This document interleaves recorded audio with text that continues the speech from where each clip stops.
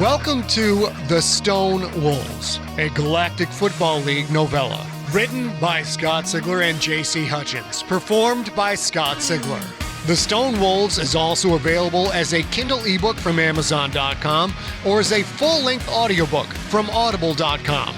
To find links for those items, go to scottsigler.com/thestonewolves, one word.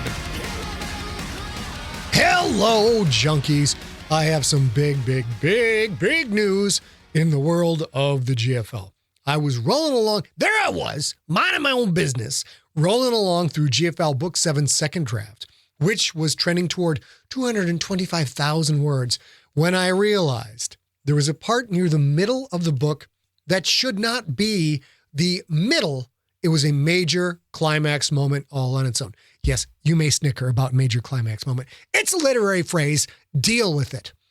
I felt I needed to do a better job of building up to that awesome moment, making it resonate, and then giving you the proper denouement to resolve the plot threads, the emotions involved, and to better escort you into the next phase of the GFL saga. Now, you may be asking yourself, FTO, you just threw out a lot of fancy words. What does it all mean? It means, junkie, that the GFL series is no longer 8 books long. It will now be 9 books long. The second draft of GFL Book 7 is trending toward 125,000 words, which is still that's a very big book. If all goes well, I will be done with that second draft and send it off to Big John Vizcarra for review by the end of November 2021. If that happens, I will be working on The Crypt Book 1 this December. Woohoo, doggies! So this is obviously good news. Most people are very happy to hear they're going to be getting even more GFL than they thought. The series, it keeps swelling up like a tick. It just getting there, getting big. That's my awesome news for the day. Let's get you caught up on the Stone Wolves story so far, and then we're all going to go to the front lawn and play some jarts.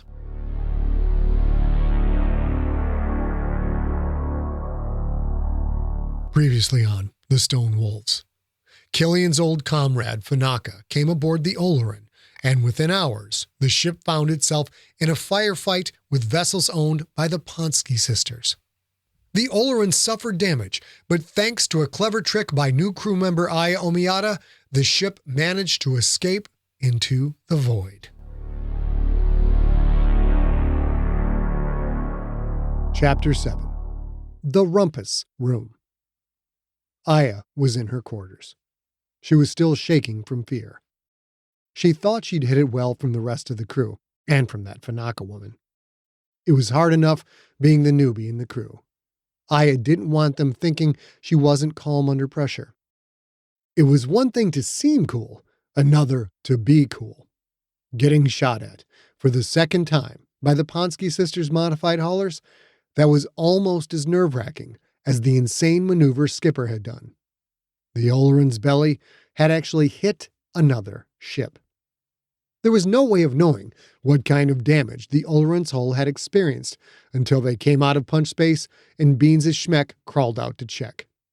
All ship systems were in the green, so it was most likely superficial damage to the port side, the external hulls between holds 6, 5, and 4. But even if it was superficial damage, it was still enough to make Aya tremble. At the speed of impact, if the Olorun had been even a few centimeters lower, the ship would have been torn apart. Skipper had been drinking. The old man was always drinking. When Beans had taken the Olorun into punch space, Skipper had pulled out a small bucket from beneath his captain's chair and thrown up in it. Occasional motion sickness, he said, brought on by punch out or punch in. The bridge had smelled like vomit and beer. He told everyone to take a break. The trip to Lopu would take several hours. To say her quarters were spacious was an overstatement, at least by the standards of a working cargo ship.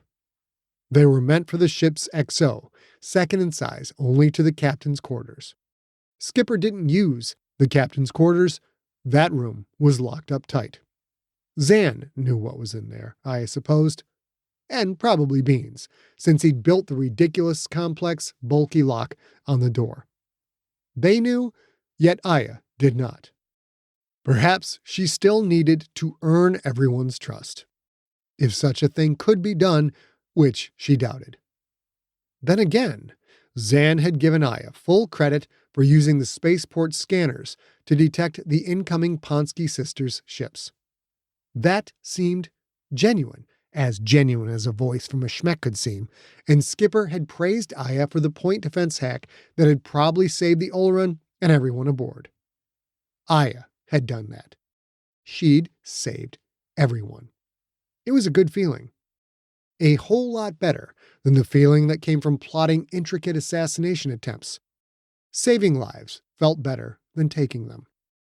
Still, one of the Pontski Sisters' ships had broken up. The pilot had undoubtedly died. Aya had done that, too. One more death on her conscience. But it had been self-defense, right? Too much to think about right now. She needed to calm down to forget how close to death she'd just come. At first, Aya hadn't believed the spacious Exos Quarters were really hers. For the first month, she'd kept her one bag of clothing packed and ready to go. Only after she understood that Zan had an entire cargo hold to herself, and that Skipper actually preferred a cabin that, for his size, was downright tiny, and that Beans just kind of slept wherever he was when he was tired, did Aya accept that, yes, this place was hers. For as long as she wanted it. Or so Skipper claimed. In the last 2 weeks, she'd only just begun to make it her own. She'd strung biolights along the ceiling, a gift from Beans, who had found them in a junkyard, and cultivated the bioluminescent bacteria to make them glow. A holotank was bolted to an empty frame where an ancient flat-panel monitor had once been. A little disconcerting to realize this ship was so old that flat panels, actual archaic flat panels, were original equipment. She'd used that bracket for her radcast gear. She'd put up a few paper posters. She didn't trust holo images, and she knew better than anyone that those could be hacked and turned into listening devices of some of her favorite things. The Scrag Band bifurcated iron, an image of an extinct Earth animal known as a polar bear, a commemorative image of the Hittoni Hullwalkers' three-peat GFL titles. Her dad had been a Hittoni fan, which made her a Hittoni fan by default, but the Walkers had sucked void for a long time. Hell, they'd even been relegated 2 seasons ago. But now, she had a new team. Skipper had seen her Hullwalkers poster and teased her about it, saying she didn't need to like a team just because her father had. Skipper had given her a welcome to the crew present, a poster of Ionath Kraken's quarterback, Quentin Barnes. Beans was crazy for the Krakens. He idolized Ionath's backup quarterback, Zach Goldsteiner, maybe Goldberg, something like that.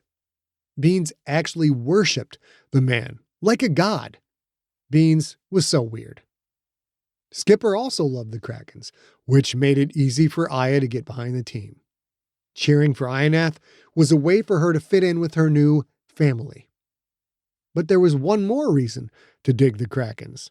Quentin Barnes was just so damned good-looking. And he had that bad boy thing going on. She'd read Yolanda Davenport's article on the man, the one titled, "Something is Rotten in the GFL."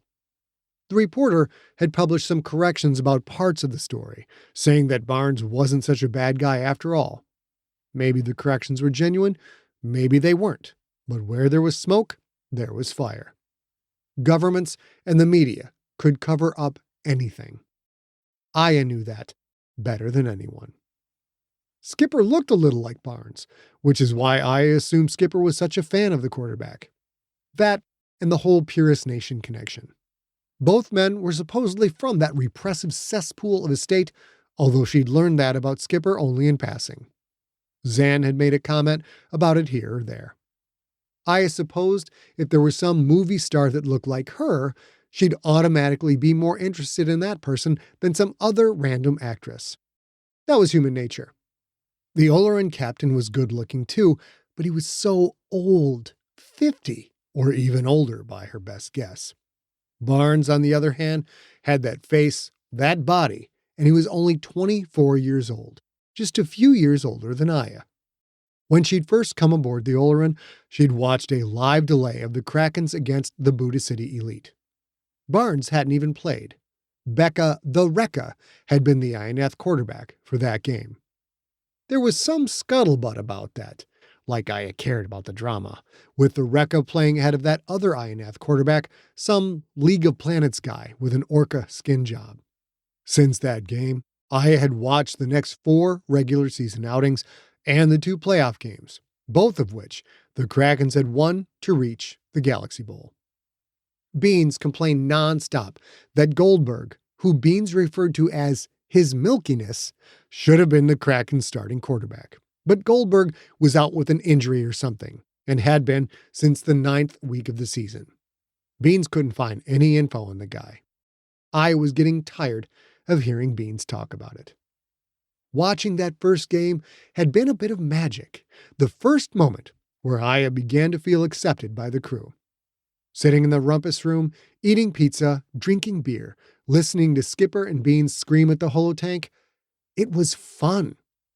Beans and Skipper had gone crazy, whooping and hollering and laughing with every positive play for the Krakens, cursing out the refs on every penalty against the team.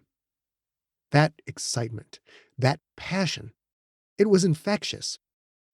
So much so that by the following week's game against the Wabash Wolfpack, Aya was already a Krakens fan.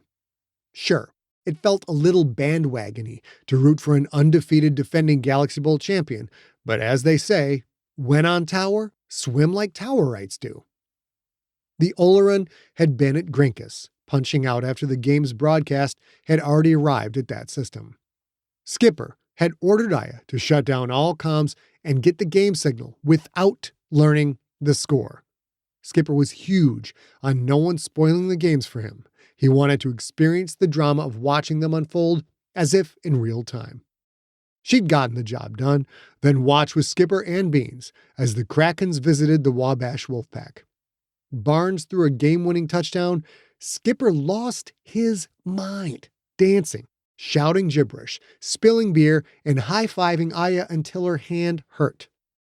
The week after that, the Olorun had wound up at Ionath. Skipper had left to attend to business. Aya and Beans had watched the game in the Rumpus Room's big holotank, a rare opportunity to see the game as it actually happened, not delayed due to light years of distance between the planets. Skipper didn't admit it, but Aya and Beans suspected he had actually gone to the game and seen it in person. The Krakens won, of course, finishing the regular season undefeated. Then, the playoffs. The Krakens crushed the Elite in the first round and easily beat the OS1 orbiting Death in the second, taking Ionath to the Galaxy Bowl for the second straight year. Despite the victory, Beans endlessly griped about his milkiness not being in the game or even on the sidelines. Wait, what time was it? What standard day? She couldn't remember. The Galaxy Bowl was already over. When the Olorun came out of punch space at Lopu, the news waves would be full of mentions of the game and the GFL championship team. The sport had become so popular, so very popular, like bigger than religious or government news, that it would be difficult to avoid hearing the final score. Aya felt bad for Skipper. He didn't ask for much. Loyalty, honesty, and no spoilers of the Krakens games. That was about it.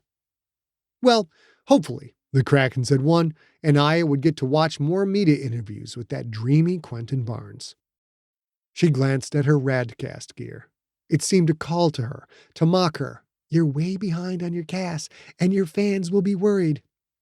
They missed Rara Avis, the queen of the dark waves, the empress of the freaks. They would have to wait a little longer. Aya had no intention of broadcasting while that bitch Fanaka was on board. Who was the woman? What did she want? Was she manipulating Skipper? The man was old, which meant he was probably manipulatable. Old people believed anything. That was how politicians stayed in power. Fanaka wasn't here for a social visit. She wanted Skipper, and by default his crew, to do something. Something dangerous, no doubt. Aya could find out about her, though. Upload a picture of Fanaka to the dark waves. Ask the freaks to find out who she was. So easy. Aya, or rather, Rara Avis, had done things like that a dozen times. Information was power, and Rara Avis had access to more information than most. It would be so easy. No one would know, not even Skipper. Aya shook her head. No, Skipper insisted that Fanaka was his guest.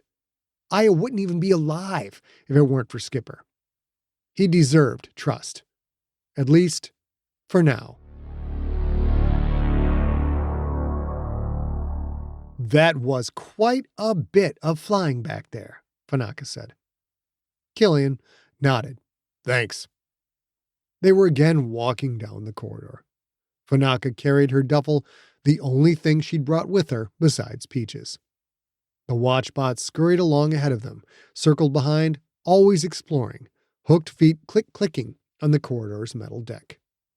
The Pontski Sisters wanted that case, Cillian said, which means they wanted the data cube bad enough to come after us twice to get it. Why do they want it?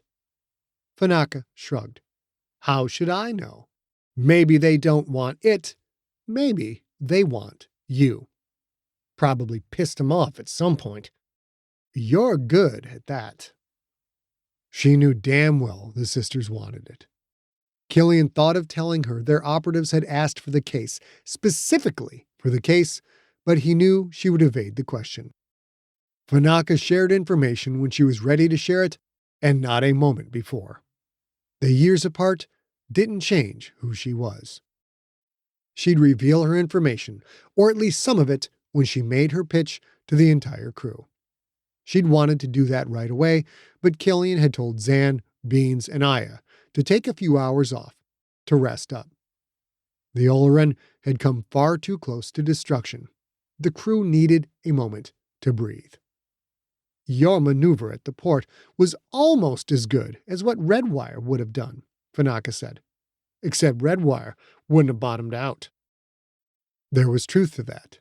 Redwire was the best non-Harak combat pilot Cillian had ever seen. And Redwire probably wouldn't have bottomed out because Redwire's reactions wouldn't have been slowed by Nasdor. Halfway down the corridor, Cillian stopped at a hatch. This is where you'll berth. He opened up the bunk room. When he did, dust and bits of peeled paint fell to the floor, a light rain of misuse. 4 metal bunks were bolted to the walls, all covered with a thin sheen of dust. Classy, Fanaka said. How long has it been since you opened this room? Cillian shrugged. A few years, maybe. A few decades was more like it. How many other bunk rooms are there? 4, Cillian said. None in use. We keep them closed tight. Saves on heating and cooling. Fanaka stepped in, looked around. I get the whole cabin? You see anyone else here? It's bigger than your quarters. She tossed her small duffel bag into the room, completely unmindful of where it landed. It, too, kicked up a small cloud of dust. Nice, she said.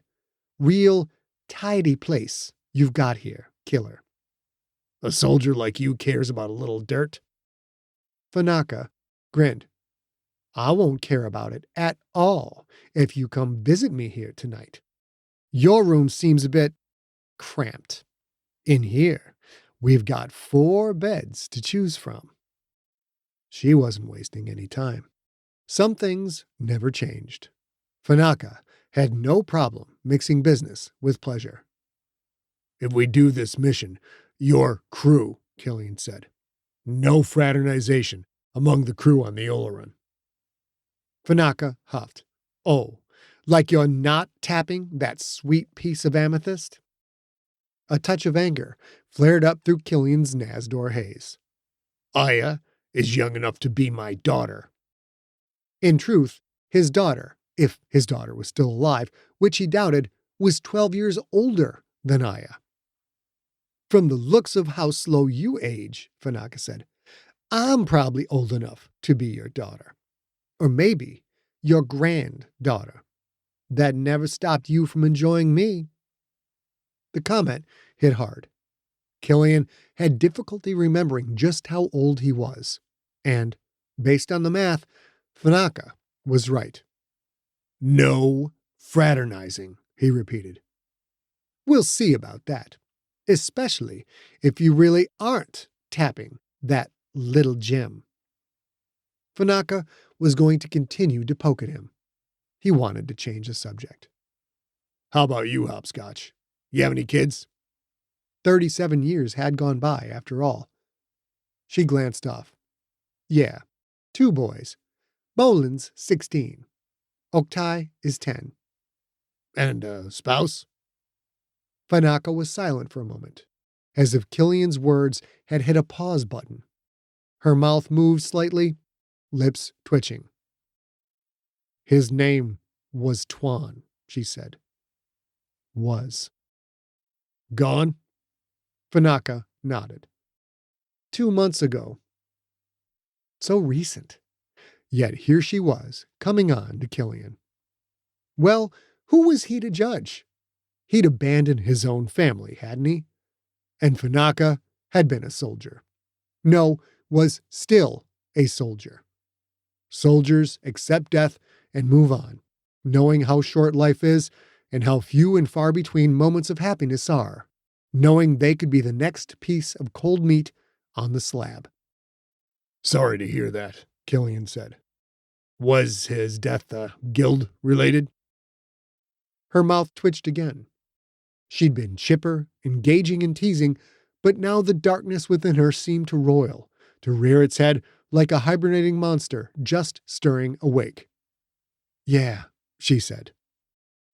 37 years couldn't erase who she was. She would make sure whoever had killed Tuan would pay, if that sentient wasn't dead already. "Back to the tour," Cillian said, eager to change the subject. "Only a few things left to show you." "Then I can talk to your crew?" "Then you can take a break. You'll talk to the crew soon enough." He showed her the medbay, probably the cleanest place in the ship. He'd made many modifications over the years, pulling out the 4 hospital beds and replacing them with a rejuve tank, installing holotanks to replace the flat panel monitors. He'd left the monitor brackets, though, a memento of the times he'd lain in those removed beds, of the times he'd watched crew members draw their last breaths in them. He showed her the galley. There had been more tables once, but he'd traded all but 2 for some fuel when he'd been low on funds. Besides, the crew rarely ate in the galley. "That's all there is to see," he said, "except for the Rumpus Room. And the engine room, and the punch drive section, and hold 2, and the actual captain's cabin, and the quarters of Aya and Beans." "None of those are any of your business." "Yeah, you showed me all there is to see," Fanaka said. "No secrets from a person you fought and killed with, right?" "That was a lifetime ago." "It was for Finter and Viden, at least." She knew how to hurt him. So easily. That, too, hadn't changed with time. Fanaka forced an apologetic smile. "Sorry, that was out of line. Are you going to show me this Rumpus Room?" He wanted to say something clever, to cut her the way she'd just cut him, but the Nazdor seemed to dim his wit just like it dimmed his anger. High One, did he need to lie down? "You'll see it in 2 hours, Cillian said. "I'll walk you back to your quarters. You and Peaches can stay there until it's time to talk to the crew." She huffed, stared at him. "You're locking me in? Are you serious?" "Very," he said. "You're too good at what you do, Fanaka. I know I can't just trust you to not snoop around. Make sure that Peaches is always with you while you're aboard. I need your word. She glared, sighed, tilted her head left, then right. Knowing me, or at least the me you used to know, I suppose that's fair, she said. All right. You have my word that Peaches will stay with me. They walked back the way they had come. Fanaka slipped her hand into the crook of Cillian's elbow. He gently removed her hand and let it drop. She sighed, bored. He ignored her and tried, hard, to also ignore the thrill that had shot through him when she touched him so briefly.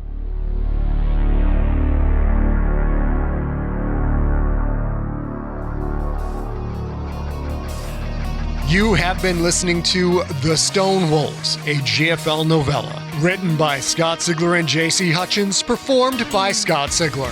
Follow Scott on Twitter and at Instagram, where he is at Scott Sigler, and on Facebook at facebook.com/Scott Sigler. The Stone Wolves was directed by A. Sigler, engineered by Steve Riekeberg. Copyright 2021 Empty Set Entertainment. Theme music is the song Battle Cry by the band Super Weapon.